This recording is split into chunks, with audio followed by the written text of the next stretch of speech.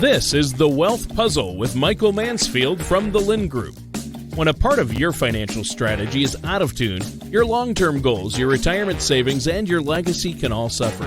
With many years of experience in the financial industry, Michael provides his clients and prospects with the information they need regarding Social Security, retirement income planning, wealth management, and much more. Listen in as we address your financial concerns and provide helpful solutions to put you on the path to achieving your retirement goals. And now, here is The Wealth Puzzle with Michael Mansfield.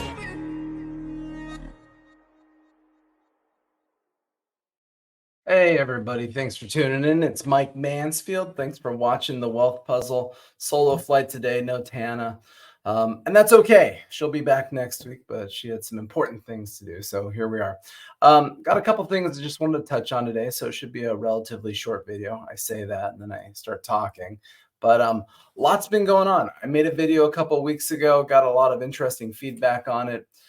Was talking about the stock market hitting all-time highs, was talking about the disconnect between the reality of the stock market and economic data. We were talking about how the underlying stocks in the S&P 500 were really faring. You know, it's interesting, the S&P 500 is positive, but half the stocks are negative this year.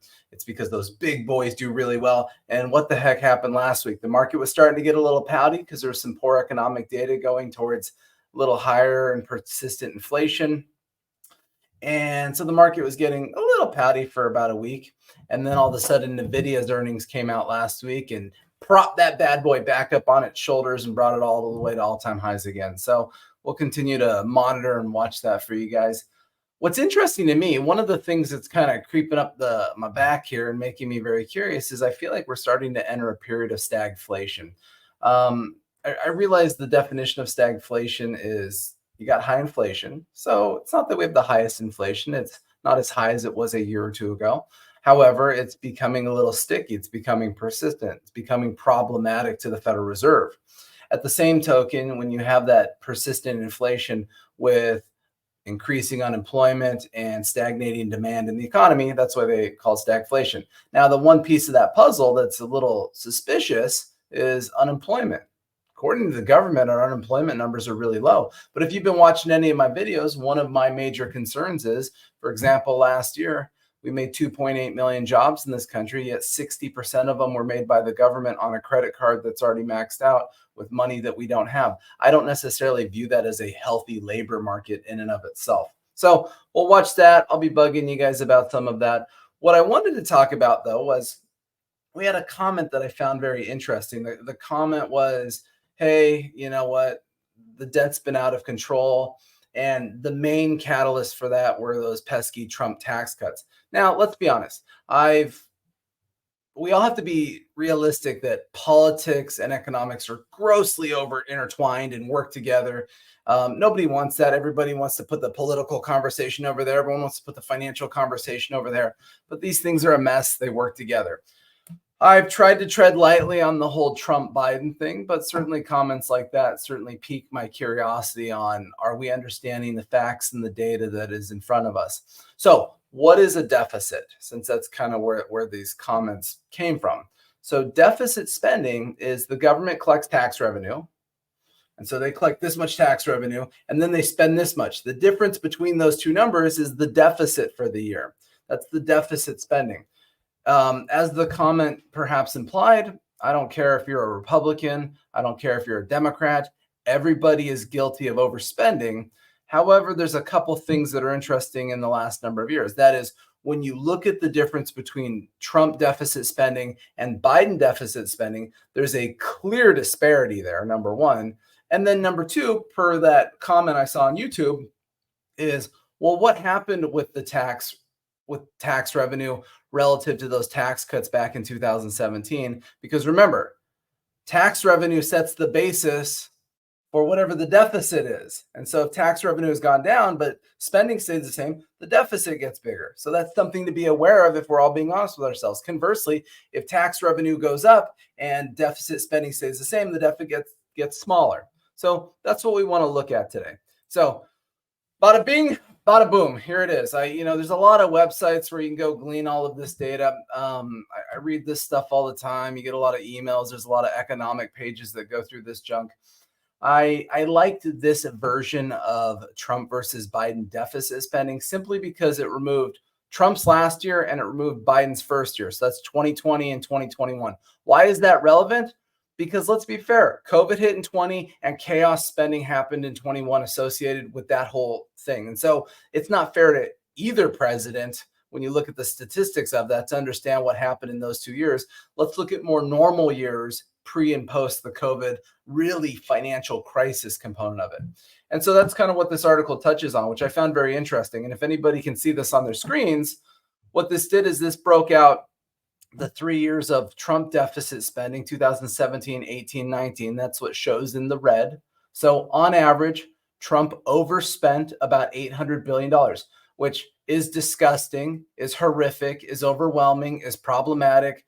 I am an advocate of balanced budget. I'm an advocate of starting over every year with a budget and being mean and canceling out all of the excessive spending because we can't afford it. When you don't have a surplus and you don't have assets and you have a $34 trillion debt, guess what? Just like I would tell one of you personal clients sitting in my office or my own family, hey, it's time to sit on our hands and be careful with our spending because it's completely out of control. As we look at the chart here, we can also see 2022, 2023, and 2024 in blue. This represents the deficit spending for President Biden. So at the moment, he is averaging just over 1.5 trillion.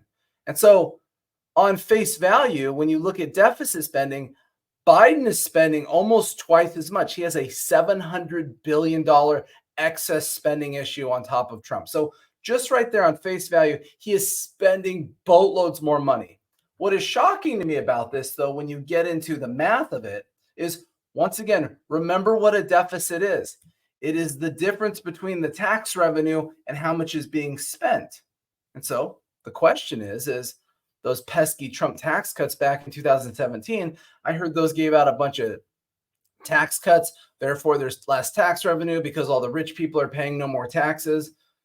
Same thing. There's a lot of websites where you can kind of find all of this data, but this is kind of a fun one here. So this is just the balance. They go through all these annual projections of tax revenue. So 2017, if you can see it in the middle of this page, this was pre-Trump tax cuts, 3.3 trillion tax revenue. 2018, 3.3, went up barely. So wait a second. In 2018, I was told that everybody got giant, massive tax cuts. Everybody, got out of jail free cards on their tax revenue. All those rich people got out of it. This isn't fair. And yet tax revenue didn't go down at all. In 2019, it's increasing. It's almost 3.5, kind of maintaining place in 2020. Obviously, 2020 was a weird year because that's when COVID hit. In 2021, it's 4 trillion. In 2022, it's almost 5 trillion. And then even in this article, it kind of does, I think, a projection for 2024 or 2023 rather at 4.7 trillion. And so when you think about that 4.7 trillion, wait a second, I was told that because of all those tax cuts to all the rich people and all the corporations that we're all somehow getting hosed in our rolls in the revenues. But wait a second, everybody's taxes went down. Your standard deduction was doubled. The federal tax brackets were softened out for everybody. So most people I know got a tax cut. And yet since 2018, taxes for the most part have consistently, if not dramatically, increased. And so it's amazing because if you took some of these numbers and you say, well, wait a second, in 2019, for example, in 2019, here it is. Trump did deficit spending of almost $1 trillion, but it was off of a much lower base. So even in totality, his total spending was less. Whereas in 2023, Biden did a $1.7 trillion deficit spending, but he collected almost $5 trillion of tax revenue. So we had more tax base to spend. We spent all of that, and then we grossly overspent. And so to me, even though these blue columns are higher than the red columns, the fact that those blue columns are happening on top of a dramatically higher tax revenue base is terrifying. We have some very strong spending issues in this country, and these are things that I think we all need to be honest with ourselves about. This is how we need to consider politics and economics. We need to be aware of what the people that represent us are doing with our money. And at the moment, it's the drunken sailors driving towards the cliff when it comes to spending. So, like I said, this wasn't supposed to be political, but when I see comments that I feel like are emotionally political based, I want to try to give you an opportunity to understand maybe some of the data and the facts behind this stuff. So I felt that this was very interesting and timely based on that. Obviously, it's a new year. The way the federal government works is they reset the clock every October. Here, let's see if we can even find it. Let's see. Current federal deficit. There's a nice government website they put out. Let's see if this is it. Yeah, what is the national deficit. So this is the running deficit year to date. And so it's hard to see on here, but since October of 23, we're already $500 billion over, so we got some ways to go to get through the year. All the spending happens in different parts of the year, but obviously we're spending some moolah. So anyways, hope you enjoyed this information. Once again, it's not designed to be combative or anything. I was just trying to give a sense of reality to some of these data points, because I think it can get lost in very propagandized media. So anyways, appreciate everyone watching. I'll be back next week. I'm probably going to dig a little deeper into the idea of stagflation and how that might impact the stock market and how that might impact all of you individually. So anyways, hope everyone has a great day. I'll talk to you soon.